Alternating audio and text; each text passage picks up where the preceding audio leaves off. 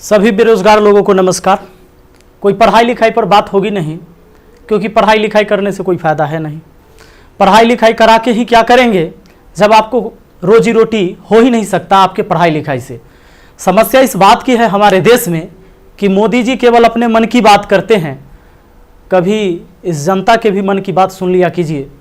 बहुत बार मन की बात हम लोग सुन चुके हैं, परेशान हो गए हैं। भैया बेरोजगारी इतनी बड़ी हो गई है, इतनी बड़ी हो गई, इतनी ज़्यादा बेरोजगारी हो गई है कि जरा सोच के देखिए कि एक पढ़ा लिखा व्यक्ति जो ग्रुप डी के लिए, जो कि बीएससी कर चुका है, बीए कर चुका है, एमए कर चुका है, पीएचडी कर चुका है, ग्रुप डी के लिए फॉर्म भरता है और 2.5 करोड़ विद्यार्थी फॉर्म भरता है। भैया सोचने वाली बात है। मोदी जी 2.5 करोड़ जनसंख्या युवाओं का कम नहीं होता है। 2.5 करोड़ है तो उसके माँ बाप भी जोड़ लीजिए, भाई बहन जोड़ लीजिए, और वो युवा है तो उस पर उसके परिवार का निगाह टिका हुआ है, उससे एक आस जुड़ा हुआ है उस परिवार का। प्लीज आपसे हाथ जोड़कर विनती है हमारी। अब कहिएगा कि आप पगला काहे गया है। लोग कहेंगे, कुछ नेता लोग, देखो हमारा कोई पार्टी या पॉलिटिक्स से कोई मतलब नहीं है। जैसा बीजेपी वैसा ही कांग्रेस, वैसा ही आरजेडी, वैसा ही जदयू, सबका हाल वही है। अगर कांग्रेस का हाल बेकार नहीं होता तो बीजेपी नहीं आता, और आरजेडी का बुरा हाल नहीं होता तो जदयू नहीं आता। सबका यही समस्या है। मुझे किसी पार्टी से मतलब नहीं है, लेकिन मुझे अपने आदरणीय प्रधानमंत्री नरेंद्र मोदी जी से मतलब है। ये छात्र ने आपको बनाया है, ये छात्र ने आपको जिताया है, और केवल आपको अपने मन की बात करने के लिए प्रधानमंत्री नहीं बनाया था। कहेंगे कि तुम्हारा क्या जाता है भैया, तो आपको पता है जब आप देश के खातिर अगर कोई भी चीज युवाओं से आप कहते हैं कि भाई योगदान करो। अभी कोरोना वायरस के समय सब लोगों ने आपका योगदान किया, मैंने भी किया, 1 लाख रुपए डोनेट किया था। मेरा अधिकार बनता है कि मैं आपसे सवाल पूछूं। मीडिया वाले आपसे नहीं पूछेंगे, क्योंकि मीडिया वाले आपके हिसाब से चलते हैं। मीडिया वाले वही चीज दिखाते हैं जो लोगों को देखने में मजा आता है, लेकिन बेरोजगारी पर कोई बात नहीं करेगा। व्यू नहीं होंगे, इसलिए बेरोजगारी पर बात नहीं होगा। उसको चर्चा केवल चाहिए कि रिया चक्रवर्ती किसके साथ आज घूम रही है, कल कहां सोई थी, परसों कहां सोएगी। रिया चक्रवर्ती के बारे में ही केवल चर्चा होगा। लोगों को मजा आता है, उस पर व्यू होता है, तो वीडियो उसी पर बनता है, उसी पर लोग चर्चा करते हैं, क्योंकि चैनल का टीआरपी बढ़ते रहे। और ये मजबूरी है हमारी कि एडुकेशन चैनल वाले अब पढ़ाई न करवा के ये सब चीजें पर उतर गए हैं।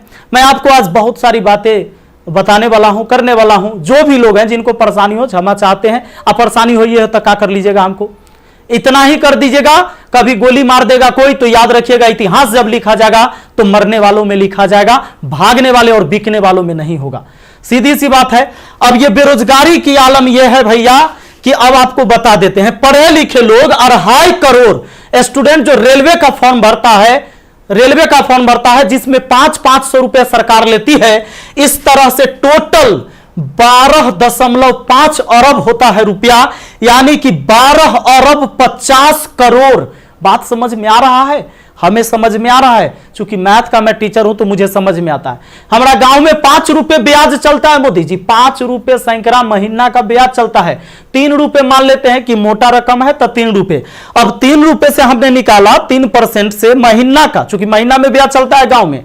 तो इस तरह से 12 महीना में 36% हुआ, 2 साल में 72% हुआ, और ये 12.5 अरब का जो ब्याज हुआ वो 9 अरब हुआ।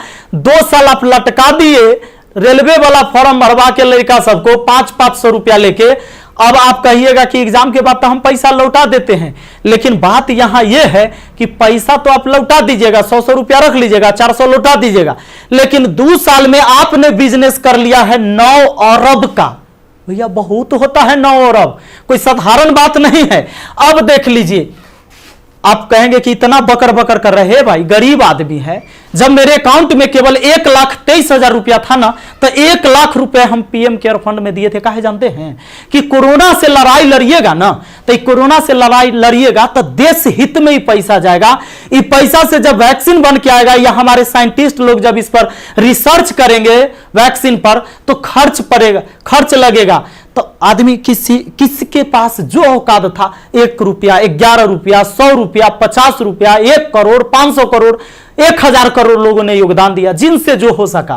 पूरा देश आपके साथ खड़ा था, आपके साथ खड़ा था, और याद रखिएगा कि ये युवा बेरोजगार रहेगा तो आपके विरुद्ध खड़ा होगा, भैया तख्ता पलट जाएगा। ये बात पक्का सुन लीजिए, काहे कि आज हम दिल से बात कर रहे, दिल से बात किए थे तब ना मदद किए थे।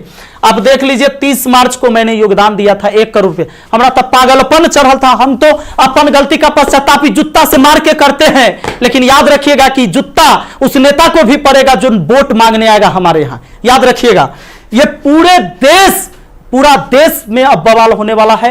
अगर सही टाइम से एग्जाम नहीं लीजिएगा, युवाओं को रोजगार नहीं मिलेगा, तब आपके मन की बात नहीं होगी हमेशा, ये जनता के भी मन की बात होनी चाहिए।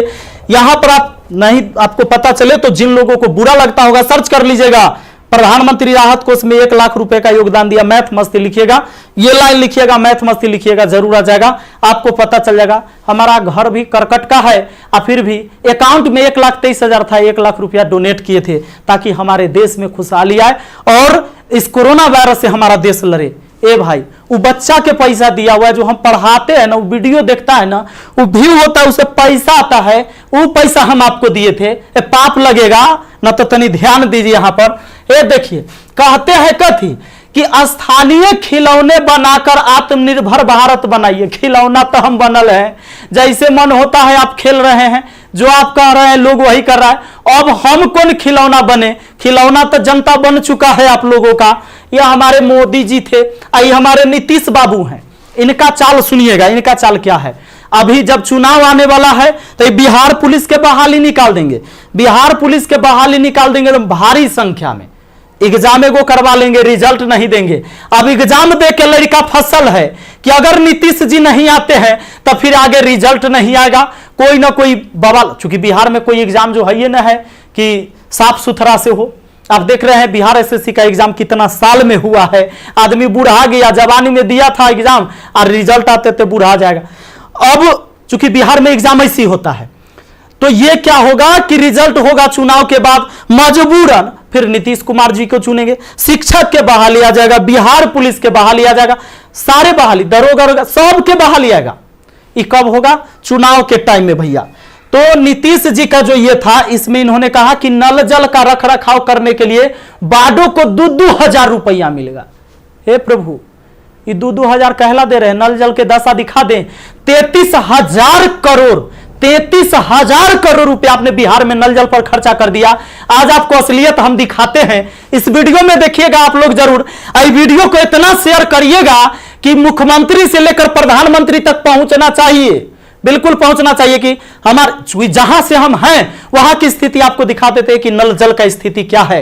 बेरोजगारी तो भैया आपने ऐसी पहुंचा दिया है यहां पर कि लोग अब कुछ करने लायक नहीं है। आप अगर आत्मनिर्भर बनाना था, खिलौना बनाना ही था, ये कहेला पढ़वा रहे, शुरू से खिलौने बनवाते। कहेला 500-500 रुपया लेके फॉर्म भरवा लिए और 2 साल में 9 अरब आप ब्याज कमा लिए। प्रभु क्षमा कीजिए, प्रभु इस पर कोई उपाय कीजिए, वरना आपकी तख्ता पलट जाएगी। और सारे विद्यार्थी, जितने भी छात्र हैं, मैं आप सबसे अपील करता हूं, इस वीडियो को शेयर करिए, जितना ज्यादा शेयर हो। और सारे एजुकेशन चैनल वाले जितने भी, चूंकि आपके मीडिया नहीं दिखाएगा, विद्यार्थी का दर्द कोई नहीं समझ पा रहा है, वो वही चीज दिखाएगा जो सरकार चाहती है। हमारे सारे भाई बंधु जितने भी वाईफाई स्टडी एग्जामपुर है, अभिनव शर्मा है, राकेश यादव सर है, जितने भी लोग हैं जो भी वीडियो बना रहे हैं बहुत अच्छा कर रहे हैं, सभी को हाथ जोड़कर तहे दिल से मैं धन्यवाद देना चाहूंगा। क्योंकि ये विद्यार्थी जो बेरोजगार है ना, उसी के वजह से हमारा रोजगार है, यही बात सच्चाई है। और इसीलिए हम इनके लिए लड़ेंगे, चाहे जो हो जाए। धरना प्रदर्शन होगा, पूरे देश में धरना प्रदर्शन होगा। और जहां ये 2.5 करोड़ विद्यार्थी सड़क पर उतर गया, तो सुन लीजिए, ये बिहार से लेकर दिल्ली तक हिलेगा, ये बात निश्चित है। एक साथ हम हैं, सबके साथ हैं। सारे छात्र आंदोलन करने के लिए तैयार रहिए। एसएससी टाइम से एग्जाम नहीं लेती है। एक तो आप वैकेंसी ही कम निकालते हैं, अब वैकेंसी कम निकालते हैं तो जो निकालते हैं ओकर तो कम से कम एग्जाम ले लीजिए, सही से रिजल्ट ले लीजिए, सही से रिजल्ट दीजिए और एग्जाम सही से ले लीजिए, टाइम से ले लीजिए। एक शेड्यूल बना दीजिए, जैसे मैट्रिक का एग्जाम होता है, 12th का एग्जाम होता है कि इस महीने में होगा, इस महीने में रिजल्ट होगा। उसी तरह एसएससी का भी एग्जाम होना चाहिए, रेलवे का भी एग्जाम होना चाहिए। आपको जितने सीट पर लेना है, लेकिन इसका एक टाइम फिक्स होना चाहिए। कितने इस महीने में एग्जाम होगा, इस महीने में रिजल्ट आएगा, इस महीने तक ज्वाइनिंग होगा, ताकि अंधेरे में लोग ना जिए।